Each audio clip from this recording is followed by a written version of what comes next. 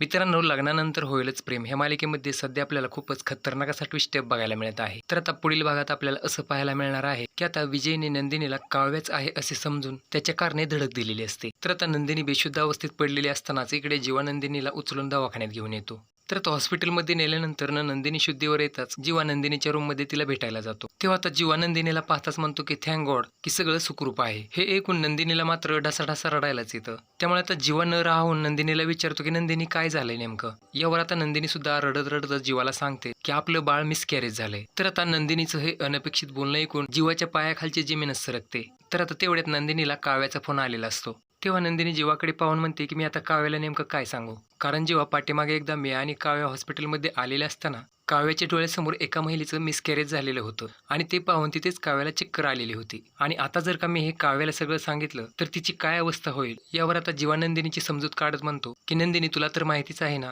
की काही गोष्टी लपवून ठेवल्या तर त्याचा काय परिणाम भोगावा लागतो ते. त्यामुळे हे बघ नंदिनी, आता आपल्याला खूप मोठं धाडस करून ह्या घडल्या प्रकाराबद्दल सगळं काही काव्याला आणि घरातील सगळ्यांना सांगावंच लागेल. त्यामुळे आता नंदिनी सुद्धा लगेच काव्याला फोन लावून घडल्या प्रकाराबद्दल सगळं काही सांगून टाकते. हे ऐकून काव्याला मात्र खूपच मोठा धक्का बसतो. तेव्हा काव्या नंदिनीला रडत रडत म्हणते की ताई, हे कसं शक्य? तू मला सांग, हे सगळं खोटं आहे. मी हे स्वीकारू शकत नाही. अगं, तुम्हाला प्रॉमिस केलं होतं की आपण दोघींनी पण ही आपली प्रेग्नन्सी एकत्र एन्जॉय करायची म्हणून, आणि तू हे काय भलतेच बोलतेस. यावर आता नंदिनी सुद्धा काव्याची समजूत काढत शेवटी काव्याला सगळं काही सत्य सांगून टाकते.